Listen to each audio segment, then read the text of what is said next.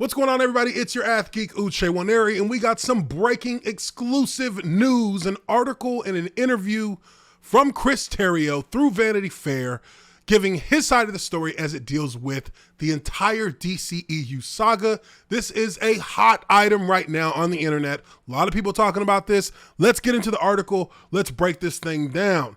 Now, it says here, Vanity Fair exclusive, Justice League screenwriter Chris Terrio is super pissed off. The Argo Oscar winner is tired of being hated by the haters, and he despises what happened to his DC films too. This is coming today from Anthony Breznican, and we're going to get straight into this. This is going to be juicy. I've seen a couple of excerpts, but this is absolutely a great article to look at and to break down, especially when talking about this situation and how it's been playing out since the Snyder Cut dropped on HBO Max. Chris Terrio is not pulling any punches anymore. For 5 years, the Oscar-winning screenwriter of Argo kept his mouth shut about his work on the DC films Batman v Superman and Justice League, even as scorn from critics and fans exasperated already painful behind-the-scenes memories. Worst of all, he agreed with many of their complaints. He described the film that Warner Brothers released in theaters in 2016 and 2017 as incoherent misfires, undermined by corporate meddling, poor franchise planning, and tone-deaf decisions that prioritize costly VFX sequences over coherent storytelling. Terrio believes that Zack Snyder's director's cut of both are much stronger, if still imperfect movies, and overall vindication of their work together. In an exclusive interview, wide-ranging, the screenwriter said the Snyder Cut of Justice League, recently released as a 4-hour-plus event on HBO Max, righted a kind of cinematic wrong perpetrated by studio leadership that has now almost entirely moved on from Warner Brothers. Terrio first joined the DC universe to rewrite an existing Batman v Superman script because its Batman actor, the director of Argo, had qualms about the project. I think the studio brought me in to appease Ben Affleck because they thought, okay, well, we have this movie star who is reluctant about doing this, so why don't we bring in his guy, Terrio said. The screenwriter was frank about trying to make sense of the film's warring heroes, turning their fight into a metaphor for a divided America, while attempting to fix elements he too found nonsensical or offensive. Studio officials then demanded that 30 minutes be removed from the theatrical cut, most likely because shorter runtimes mean more daily screenings, often resulting in higher box office numbers. Terrio said that act sabotaged the narrative. Who doesn't agree with that? I think we all pretty much agree with that. If you took 30 minutes out of Argo, as they were from Batman Superman, it would make zero sense at all. Critics would say, what a lazy screenplay, because these characters don't have motivations and it's not coherent, Terrio said. And I would agree with them.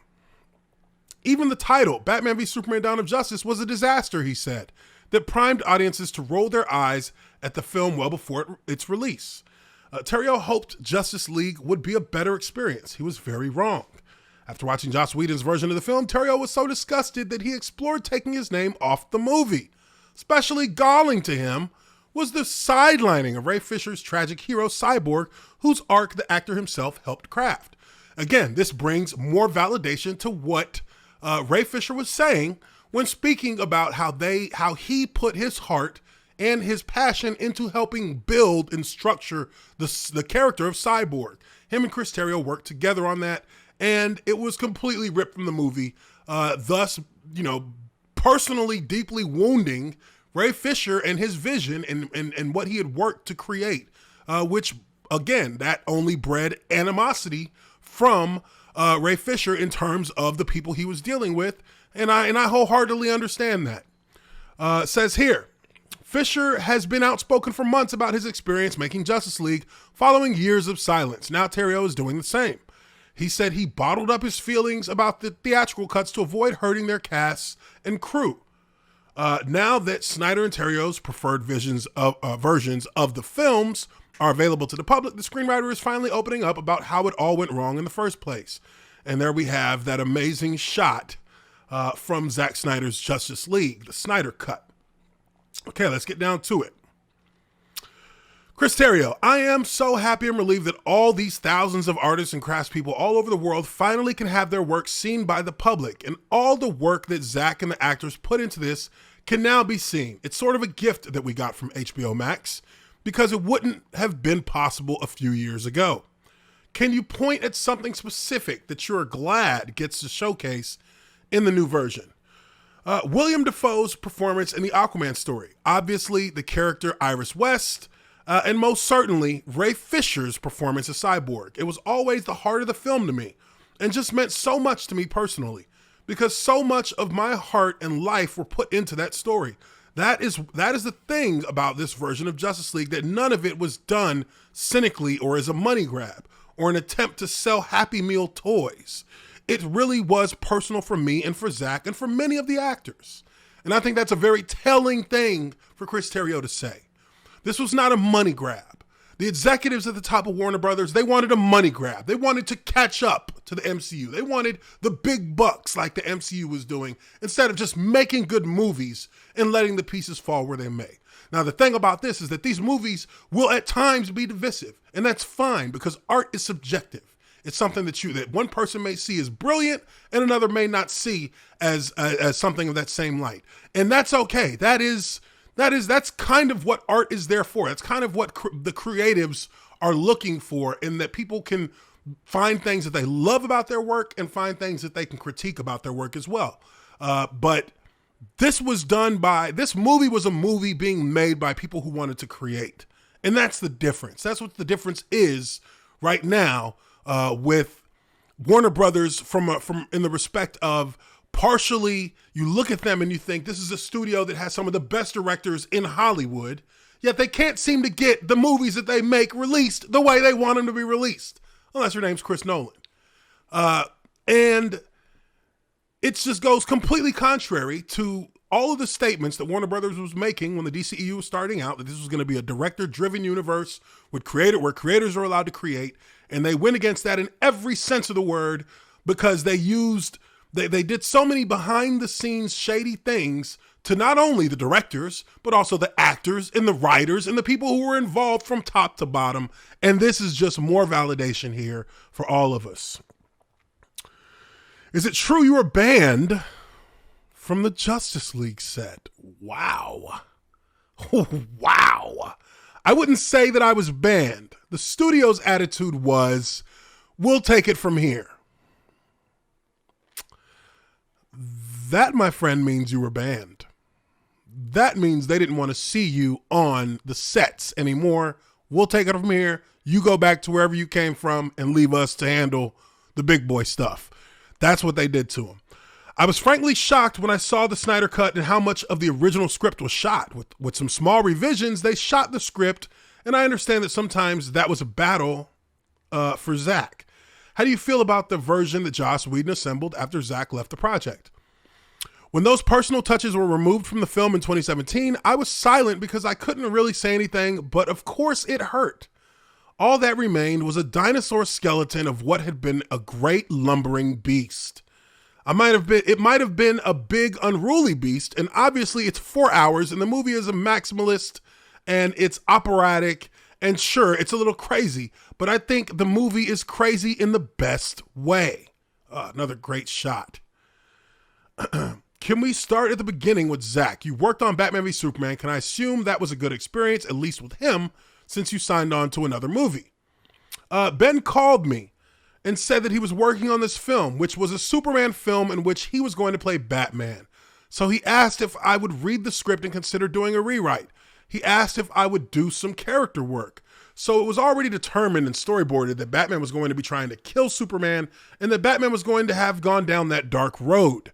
He was branding criminals. It was a certain dark elements, and it had certain dark elements that were non-negotiable and already in the story. What did Affleck want you to do? My job was to create a story, a tone, really in which Batman could be that person in which two heroes could get to the point where they're fighting to the death. Well, what was your approach? I came into it thinking that the only way that this could work is as a fever dream or as a revenge tragedy. I thought, how would we create a story in which Bruce Wayne is traumatized by the War of Krypton coming to Earth and in which he enters into this kind of madness? He becomes Captain Ahab, and he won't listen to saner voices like Alfred, for example, who are telling him to just see reason. He's a man possessed. So the film was dark by its nature. As I worked on the movie, it seemed to me that it was a snapshot of what I was feeling on the ground in the country, which maybe didn't become apparent until the madness and division that came about from the last presidency. I thought this superhero movie could be about getting into our worst natures, but then coming out of that into a redemption. What did you want to avoid? I didn't want to make it a sitcom joke that Batman and Superman are trying to kill each other. If I'm going to work on this movie, it's going to be dark and operatic, and it's going to be uncomfortable. Zach and I come from very different approaches to filmmaking, but I immediately liked him because he isn't cynical and he wears his heart on his sleeve. I'm cynical enough for any room that I enter into. How did things develop from there? I wrote drafts of the Batman Superman movie, which wasn't called Batman v Superman Dawn of Justice by me. I did not name the script. In fact, I found out what the movie was called along with the rest of the world on the internet. I was not consulted on the title of the film, and I was as surprised as anyone. I would not have named it Batman v Superman Dawn of Justice. Was that Zach's choice? I don't know exactly who named it, but I suspect it was the studio and I suspect it was marketing, to be honest with you. It might have been the first step toward creating ill will for the film. I suspect that putting the words Batman and Superman into the title had some marketing component to it. I think you're right that did rub people the wrong way. I heard it and I thought it just sounds self-important and clueless in a way, tone deaf. The intention of the film was to do something interesting and dark and complex, not quite as Las Vegas bust 'em up WWE match as Batman v Superman Dawn of Justice. How did you feel about the version of BVS that was first released? I was proud of the script when I completed it, but it turns out that when you remove the 30 minutes that give the characters motivation for the climax, the film just doesn't work. As we learned from the two versions of Justice League, you can't skip on the character and think the audience will give a shit about the VFX. That stuff was later restored in the extended version. I guess it's called the Ultimate Edition, remastered and released on HBO Max this March. So this house of cards that had been built in order to motivate this clash between America's two favorite heroes made no sense at all. That was what happened with Batman Superman. The movie was always going to be dark. There was always going to be people who just didn't want to see that version of a comic book world, and I get that.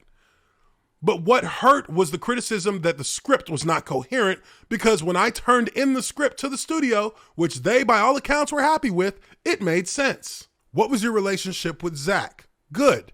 I have nothing whatsoever bad to say about Zach. He has a skill set that I don't have as a visualist, and he has a contagious excitement that when you describe a scene, he almost can't contain himself and he just wants to draw it or paint it. Zach never for a second turned his back on me or doubted my work. After Batman Superman, many of my Hollywood friends just stopped talking to me because they sort of thought that somehow I was complicit in this very public failure of a studio film. You learn pretty quick who your real friends are and who your air kiss Hollywood friends are. Zach could not have been more supportive and never stopped believing that together we were going to create this big, epic DC world. I mean, isn't it just a freaking shame that these guys put their hearts into it? They put their hearts into it. They weren't even looking at it as a job. They were looking at it as, a passion project to create something big, to create something glorious. And everything around them was a dumpster fire. Everything around the people who were directly involved with making these films was a dumpster fire. The people who were in the executive offices, they were doing nothing but creating complete chaos and anarchy. And it just, this is confirmation of a lot of that.